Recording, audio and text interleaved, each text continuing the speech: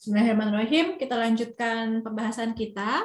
Kali ini kita akan membahas tentang jenis dan bentuk alat ukur psikologis. Kalau di sesi sebelumnya kita sudah belajar tentang konsep tes sebagai metode atau prosedur dan juga sebagai instrumen dan apa saja kegunaannya.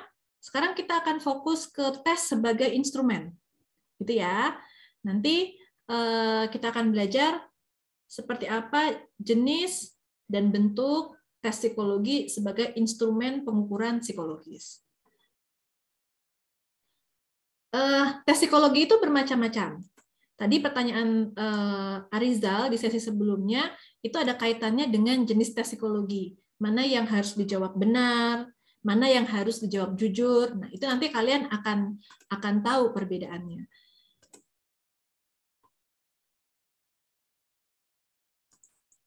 Pertama, kita bisa membedakan tes psikologi itu berdasarkan jumlah pesertanya. Ada tes yang kita namakan tes individual, ada juga tes kelompok. Tes individual itu tes yang pemberiannya, administrasinya, hanya pada satu orang dalam satu waktu. Ini contohnya tes inteligensi. Tes inteligensi anak. Jadi, saya nggak tahu ya, mungkin kalian ada tidak ya yang pernah pengalaman di tes semacam ini. Jadi kalian sebagai testi, peserta tes, akan berdua saja bersama tester, orang yang memberikan tes, kemudian kalian akan diberikan soal dan menjawab di satu waktu itu juga. Itu gambaran tes individual. Ada juga tes kelompok, jadi tes kelompok itu tes yang dapat dilakukan kepada lebih dari satu orang dalam satu waktu. Bisa belasan, bisa puluhan, bisa ratusan, bahkan ribuan. Itu namanya tes kelompok. Contohnya tes CPNS. Itu tes yang dia pengadministrasiannya dengan cara berkelompok, karena banyak orang dalam satu waktu. Kayak kalian tes ujian akhir sekolah, itu bahkan satu Indonesia waktunya sama semua. Itu namanya tes berkelompok. Atau kalau kalian besok mau pendaftaran kerja, kemudian ada seleksi, salah satu seleksinya ada tes psikologi, itu juga tes berkelompok. Yang kedua, ini yang akan menjadi concern kita, tes itu juga bisa dibedakan atau dikelompokkan berdasarkan jenis atribut psikologisnya. Jadi kalian sudah tahu ya konsep atribut psikologis. Atribut psikologis itu segala hal yang ada pada diri manusia, yang itu mencerminkan kejiwaannya, proses mentalnya, perilakunya, tapi yang itu ada pada dirinya. Jadi kualitas keadaan kejiwaan seseorang. Itu atribut psikologis. Nah, atribut psikologis ini ada jenisnya. Yang pertama, ada atribut kemampuan. Yang kedua, ada atribut non-kemampuan. Jadi atribut psikologis kita ada yang dia berupa kemampuan, ada juga yang bukan kemampuan. Itu harus dipegang dulu ya. Ada dua jenis, kemampuan dan non-kemampuan. Atribut psikologis yang berupa kemampuan itu juga dibagi menjadi dua jenis. Ada yang berupa kemampuan potensial, ada yang berupa kemampuan aktual.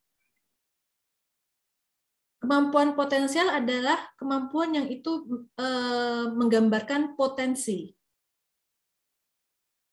Dia adalah modal dasar yang dimiliki individu untuk mencapai suatu performa.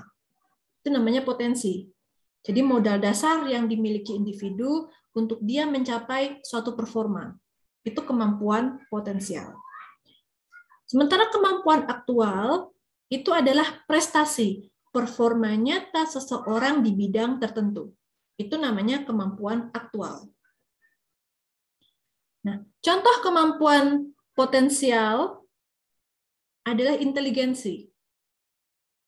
Inteligensi itu adalah modal dasar yang dimiliki individu untuk berperforma optimal. Contohnya misalnya, kalian masuk perguruan tinggi, kalian akan dites seleksi, salah satu tesnya itu ada TPA, tes potensi akademik. Itu tes untuk mengetahui atribut psikologis yang dia kemampuan potensial. Karena dengan hasil tes kalian di TPA itu, perguruan tinggi akan bisa menilai apakah calon mahasiswa ini bisa menempuh pendidikan di perguruan tinggi atau tidak. Karena di perguruan tinggi itu, mahasiswa itu akan dituntut untuk bisa melakukan hal yang lebih tinggi ketika dia di SMA.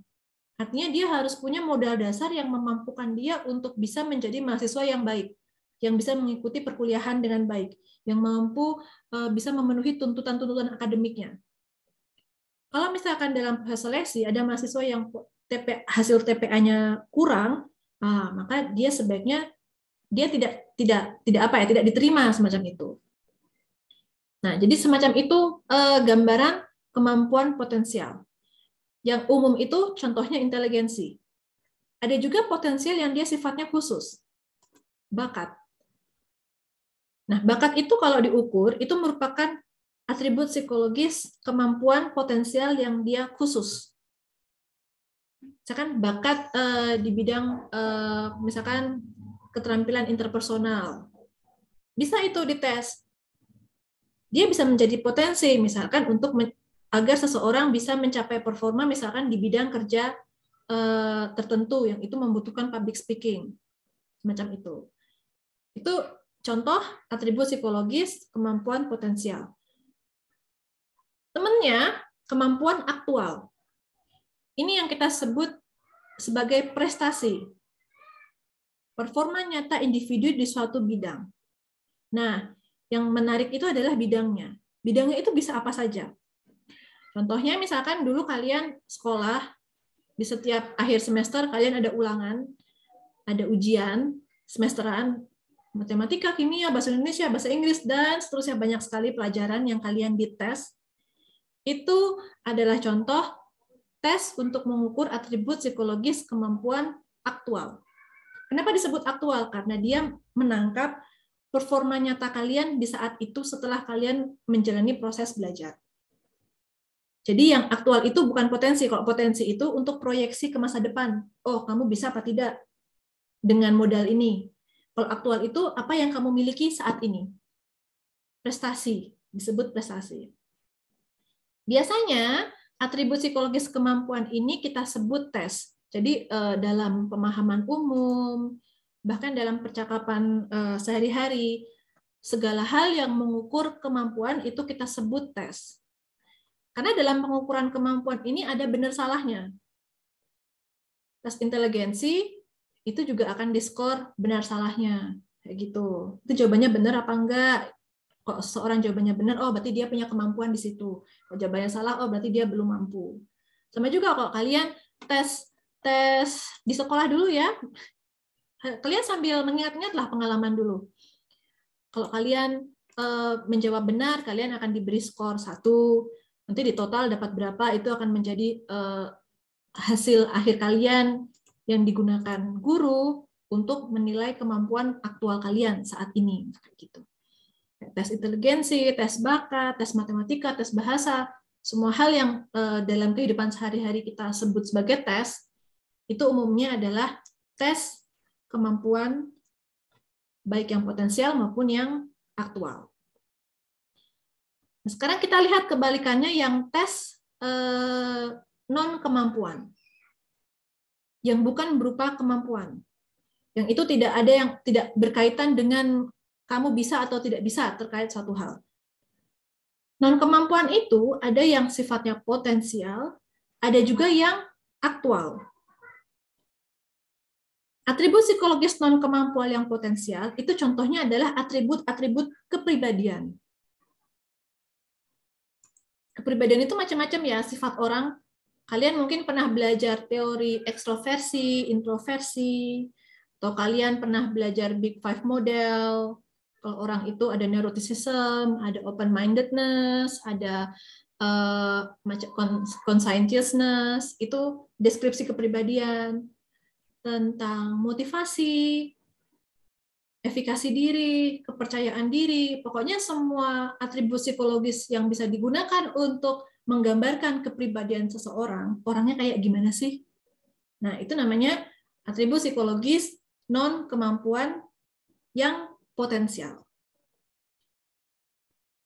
Temennya ada yang sifatnya aktual. Yang aktual itu berupa minat, sikap, macam itu. Persepsi. Jadi non-kemampuan yang aktual itu terkait pendapat atau kondisi diri kita yang kita miliki saat ini. Bukan contohnya minat. Misalkan minat profesi sebagai wirausaha. Itu kan menggambarkan apa yang secara aktual ada pada diri kita saat ini sekarang. Besok bisa jadi kita nggak berminat. Tapi kalau sekarang kita punya minat, nah maka itu dia sifatnya aktual. Kalau potensial kepribadian, ini kurang lebih sepanjang waktu dia ajak. Misalkan kalian tipe orangnya ekstrovert. Hari ini kalian diukur, kalian ya juga akan ekstrovert. Besok kalian diukur ya juga akan tetap ekstrovert. Besoknya lagi diukur ya akan tetap ekstrovert juga. Setahun lagi diukur ya tetap ekstrovert. Kemudian 10 tahun lagi ya juga kalian akan tetap ekstrovertnya kayak gitu. Maka itu potensial. Tapi kalau aktual itu yang di-capture, ditangkap hari ini dan hasilnya saat itu juga. Itu dia aktual. Dan itu bisa berubah. Misalkan hari ini karena habis nonton film tentang pemadam kebakaran, kalian jadi punya minat jadi pemadam kebakaran. Tapi besok, tahun depan, kalian mungkin sudah melihat hal lain lagi, minat kalian berubah. Jadi bisa dibedakan ya antara yang potensial dan yang aktual ya. Jadi segala macam hal yang itu menggambarkan kepribadian orang, itu disebut atribut psikologis non-kemampuan yang sifatnya potensial. Sementara kalau itu yang berkaitan dengan minat, sikap, persepsi seseorang saat ini, itu adalah atribut psikologis non-kemampuan aktual. Nah, atribut psikologis non-kemampuan ini sering alat ukurnya disebut skala. Contohnya skala motivasi, skala stres, skala kecemasan, skala apa lagi? Skala kepercayaan diri, skala kemampuan komunikasi, skala segala macam, pokoknya segala hal yang mungkin kalian pernah temukan dan itu dinamakan skala, itu untuk mengukur atribut psikologis non-kemampuan. Tapi sebetulnya kalau kita agak flashback ke materi psikometrika kemarin, kalau sebagai prosedur atau metode, baik yang sini, yang kemampuan kognitif maupun non-kemampuan, ya semuanya pengukurannya menggunakan tes psikologis. Tapi di sini kita bedakan lagi, berdasarkan istilah yang sering kita gunakan sehari-hari, kalau namanya tes itu adalah atribut psikologis yang kemampuan. Dia mengukur yang kemampuan. Kalau itu skala, itu untuk mengukur yang non-kemampuan. Nah, yang mau kita coba pelajari cara membuatnya di mata kuliah ini adalah yang ini. Yang skala, untuk mengukur atribut non-kemampuan. Nah, sampai di sini mungkin ada yang mau ditanyakan dulu di antara kalian mengenai klasifikasi alat ukur psikologis berdasarkan jenis atributnya. Silahkan, kalau ada.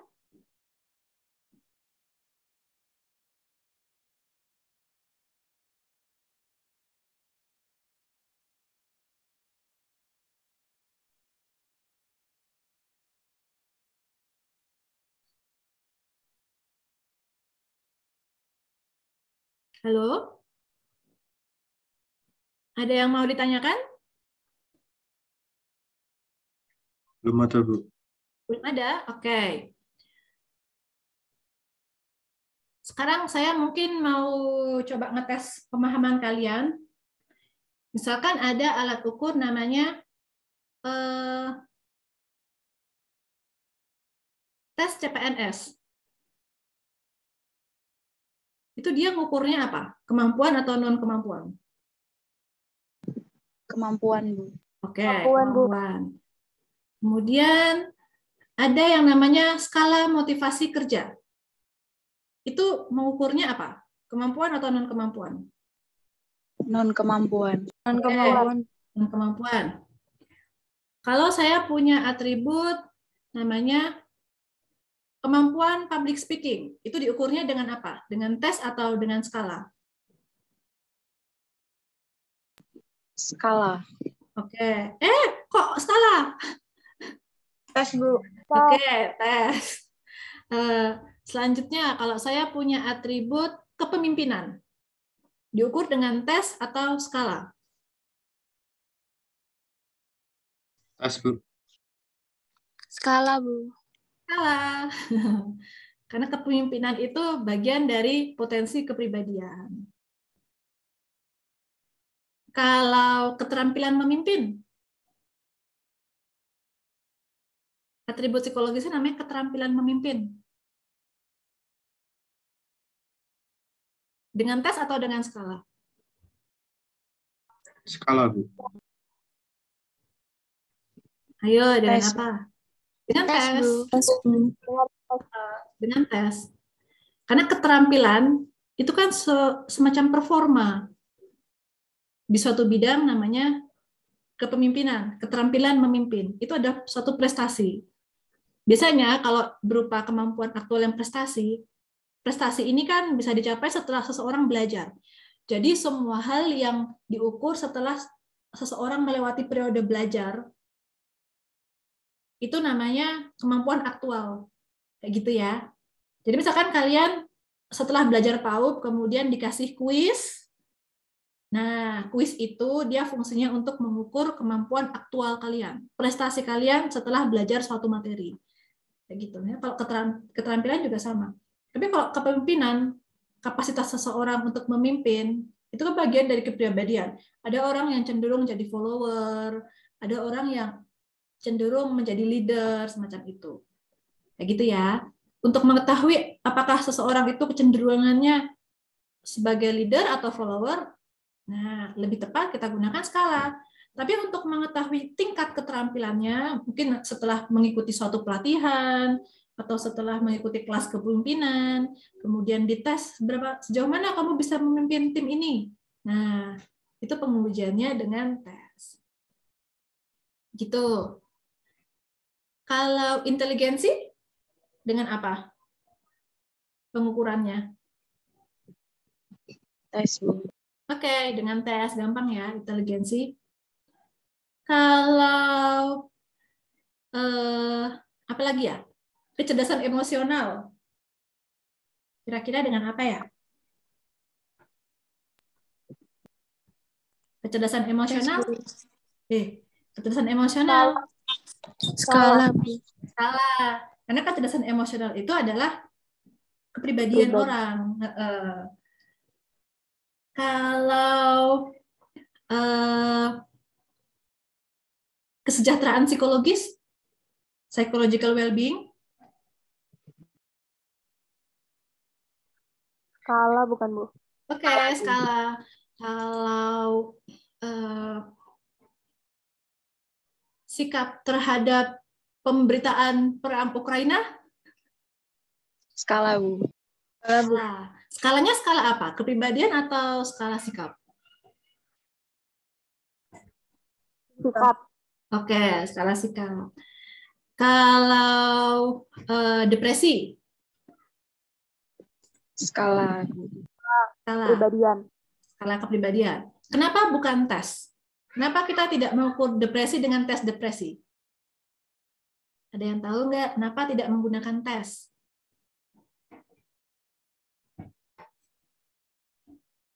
Silakan. Kenapa tidak ada tes depresi? Karena depresi bukan prestasi, Bu. Betul. Karena kondisi depresi itu bukan kemampuan. Ya kan? Jadi gimana kita ukur kemampuan depresi? Nggak bisa kan? Tapi itu adalah bagian dari non-kemampuan. Gambaran kepribadian orang. Oh, dia sedang depresi. Itu ya. Apalagi ya? Minat menjadi karyawan. Diukur dengan apa? Tes, Bu.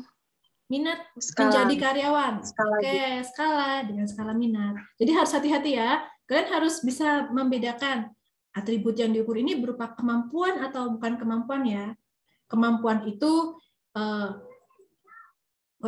yang potensial itu seperti intelijensi, kecerdasan, bakat, modal dasar yang dimiliki seseorang. Tapi kalau aktual itu hasil belajar, prestasi.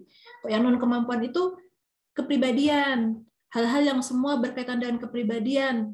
Kepribadian itu gambaran pribadi orang ya. Nah, itu non kemampuan potensial. Tapi kalau itu minat, sikap, persepsi, yang itu sebetulnya non kemampuan, yaitu ada pada diri kita tapi bisa berubah-ubah. Hari ini minat kita bisa X, besok X-nya berubah, besoknya lagi berubah. Nah, itu namanya kemampuan aktual. Itu ya.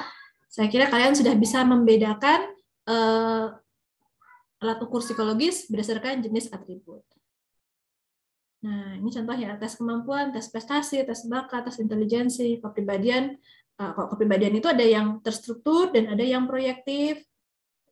Tes juga bisa tes performansi sih. Tes performansi itu misalkan berkaitan dengan pengukuran keterampilan. Tapi seringnya ini tidak masuk ke psikologis. Contohnya misalkan kalian ikut kelas menari, kemudian kalian akan dites menari. Nah, itu kan tes performansi, karena kalian akan perform sesuatu, melakukan sesuatu. Itu juga masuk tes kemampuan, tapi tidak masuk ranahnya psikologi. Atau kalian mungkin menjadi atlet, kemudian kalian sudah latihan, dan kemudian kalian ikut olimpiade. Nah, olimpiade itu tes performansi, karena orang-orang akan diuji performanya. Tapi itu bukan ranahnya psikologis. Nah, tes kemampuan itu juga ada yang ranahnya orang psikologi dan ada yang bukan. Meskipun sebetulnya orang psikologi juga bisa masuk. Contohnya adalah tes prestasi yang itu terkait dengan pelajaran, mata pelajaran. Orang psikologi bisa paham teorinya, tapi kebanyakan tidak membuat tes prestasi yang itu untuk sekolahan. Karena yang membuat ini adalah teman-teman kalian yang berprofesi sebagai guru. Bagaimana membuat tes prestasi, tes ujian, tes ulangan yang baik. Nah, itu ranahnya sana. Jadi kalau anak psikologi itu banyaknya kok tes itu ya tes bakat, tes inteligensi, kepribadian, semacam itu. Yang itu memang berkaitan dengan ilmu. Tapi secara prinsipnya, cara pengembangannya sama semuanya. Gitu. Nah, kalau tes kepribadian itu ada yang terstruktur dan ada yang proyektif. Kalau yang tes kepribadian proyektif ini nanti kalian akan pelajari di mata kuliah khusus. Tes proyektif itu nanti di semester 5. Kalau tes kepribadian terstruktur itu, nah yang ini nanti akan kita coba buat. Jadi skala psikologis untuk mengukur kepribadian secara terstruktur. Gitu ya.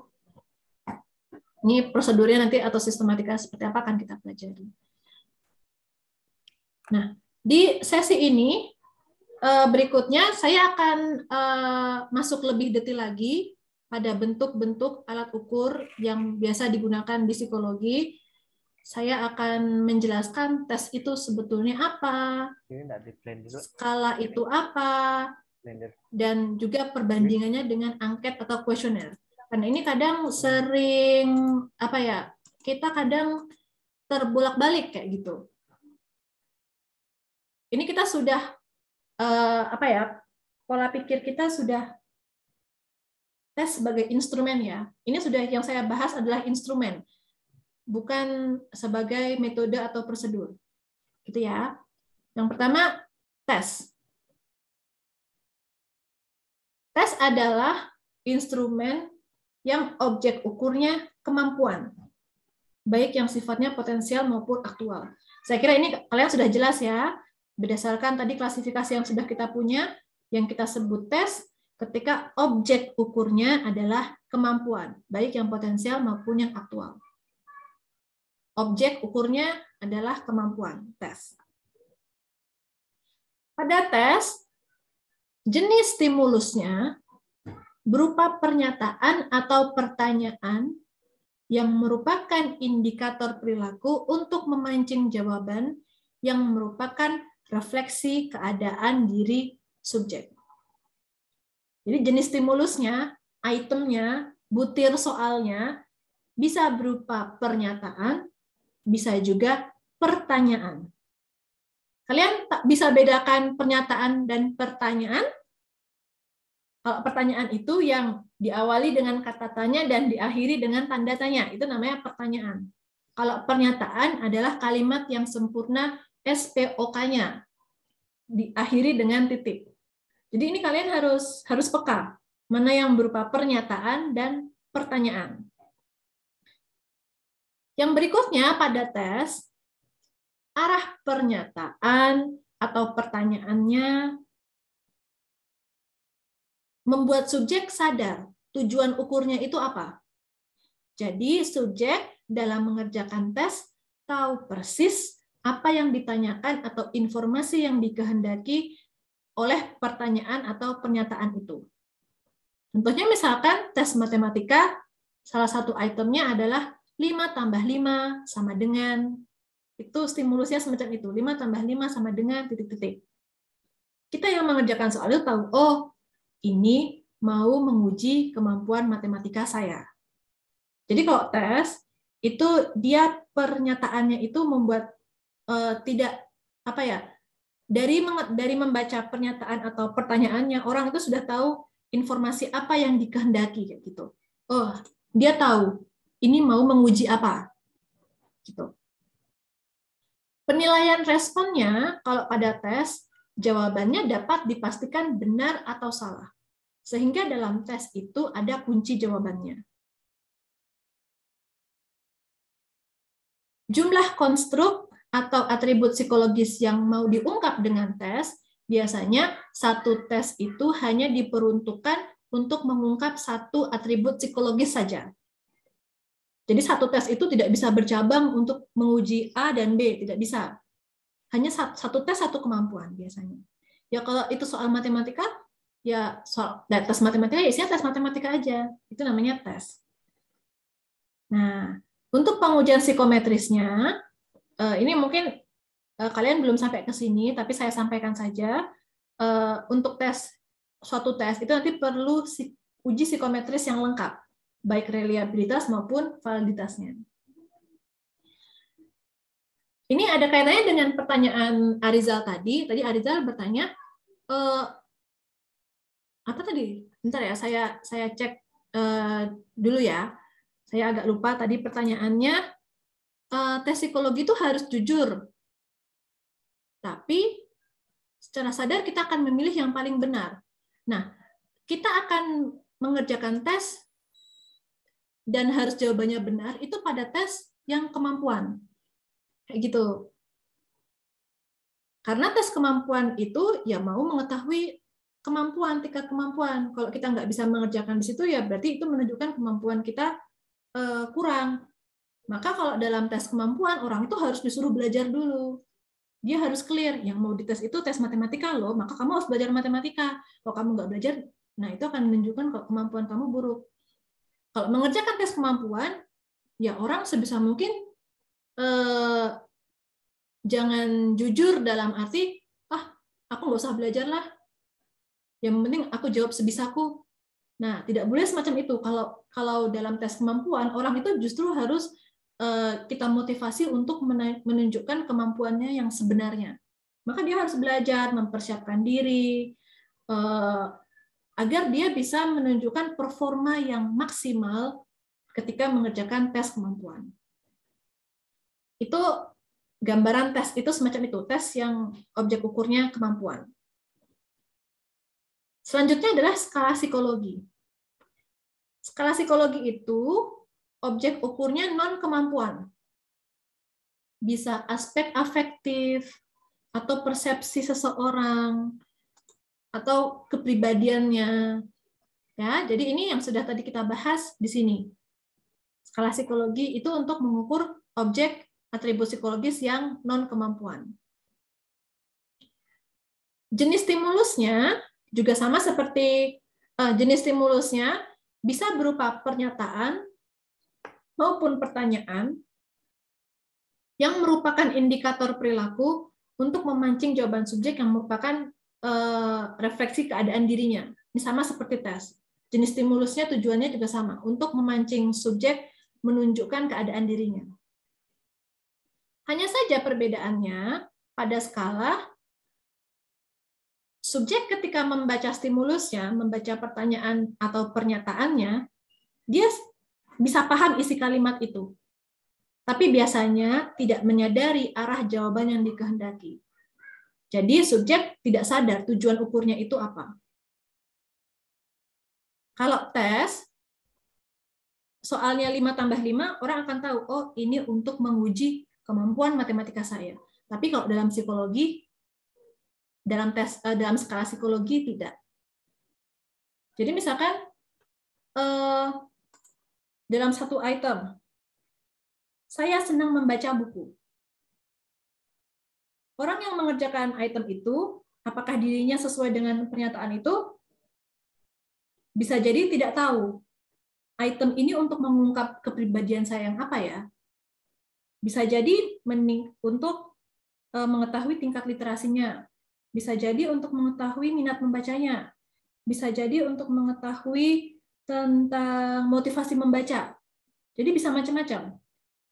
Maka dari itu dikatakan terkait kesadaran tujuan ukur, subjek yang mengerjakan skala itu biasanya tidak tahu. Meskipun dia bisa paham kalimatnya. Nanti ini lebih realnya akan saya tunjukkan contohnya. Kalau penilaian respon berbeda dari tes yang pasti benar salahnya, pada skala jawabannya berupa skor sebagai hasil dari proses penskalaan. Misalnya dari skala 1 sampai 5. Dari sangat tidak menjadi sangat. Jadi misalkan sangat tidak sesuai sampai sangat sesuai, kayak gitu. Nah, karena jawabannya itu berupa skala, tidak ada jawaban benar atau salah. Validitas jawabannya tergantung seberapa jujur subjek tentang dirinya.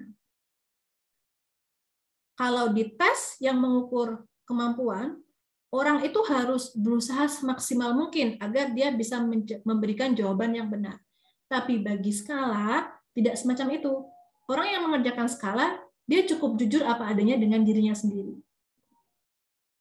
Kalau ada orang yang kalau dia membuat-buat jawaban yang positif, itu bahkan kalau di ilmu psikometrika itu malah tidak boleh kayak gitu. Kalau itu berupa skala yang mengukur kepribadian, itu artinya orang itu tidak memberikan jawaban yang sesuai dengan keadaan dirinya. Itu malah tidak valid kalau di skala. Kalau di tes, orang harus menunjukkan kemampuan terbaiknya.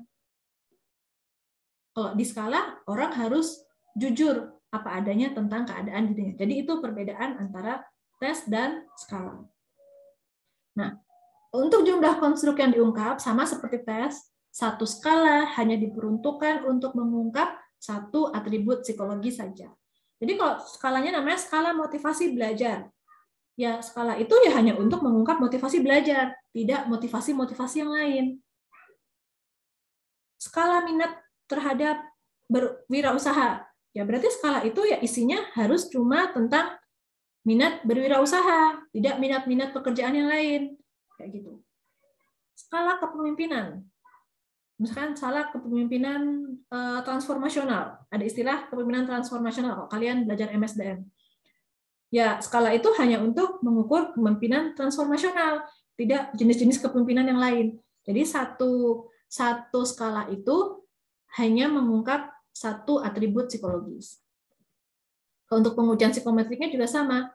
Harus ada reliabilitas dan ada validitasnya.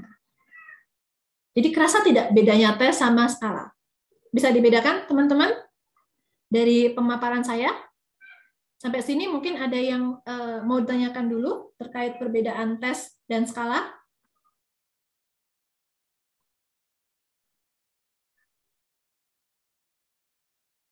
Ada? Tidak ada? Halo? Belum ada, Bu. Oke. Berarti bisa dibedakan ya.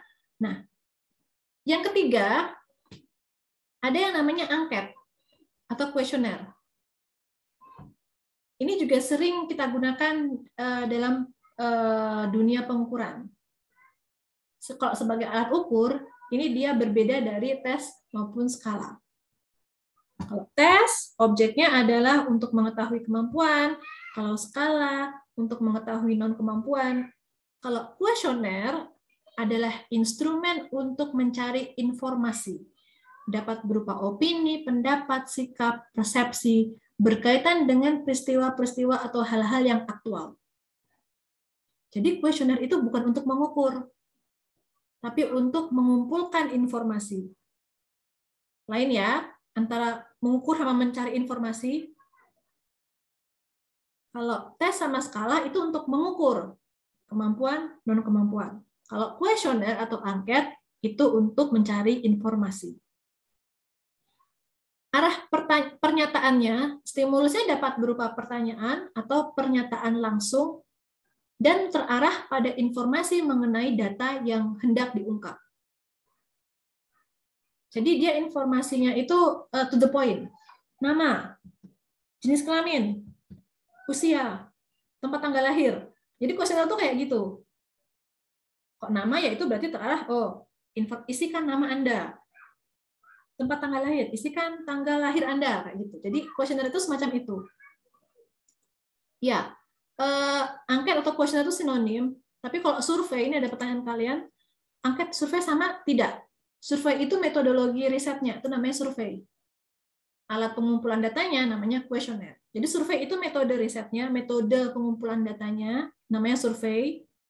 Kuesioner itu adalah instrumennya, alat untuk mengumpulkan informasinya. Mengenai kesadaran tujuan ukur, subjek yang mengisi angket tahu persis apa yang ditanyakan, informasi yang dikehendaki dari pertanyaan yang dia baca. Dia baca nama, aku harus ngisi nama. Jenis kelamin, aku harus perempuan atau laki-laki. Tempat tanggal lahir, pekerjaan. Jadi setiap kali membaca apa yang ditanyakan, orang itu tahu persis yang mau dijawab di angket itu apa, yang harus informasi yang dia berikan itu apa. Jawaban angket tidak untuk diberi skor, tapi dikode sebagai identifikasi atau klasifikasi atau pemeringkatan jawaban. Jadi orang kalau ngisi angket nama kamu Arizal Musaini. Nah, Arizal Musaini itu nggak perlu diskor. Ya kan, tidak untuk diskor. Kita hanya mengumpulkan informasi. Tapi lain dengan tes atau skala. Kalau tes itu akan menghasilkan jawaban benar salah, maka akan ada skornya. Skala juga sama, orang mengerjakan dari 1 sampai 5, akan ada skornya. Tapi kalau di angket tidak. Orang menjawab ya untuk menjawab aja. Itu sebagai informasi kayak gitu. Bukan untuk dinilai. Satu angket dapat mengungkap informasi mengenai banyak hal. Misalkan satu angket, kalian mungkin pernah dapat ya kayak nama, menjawab pertama tentang nama, jenis kelamin, tentang gender, pekerjaan, itu tentang pekerjaan. Jadi satu angket itu bisa mengenai banyak hal. Ini lain dengan tes atau skala. Kalau skala satu instrumen ya untuk satu hal saja, satu objek yang mau diukur. Tapi kalau angket itu bisa mengungkap banyak hal. Nah, untuk pengujian psikometrik, angket tidak perlu diuji psikometriknya. Yang perlu diuji psikometriknya hanya tes dan skala psikologi. Nah, jadi itu saja untuk materi kita hari ini tentang klasifikasi dan bentuk alat ukur psikologis.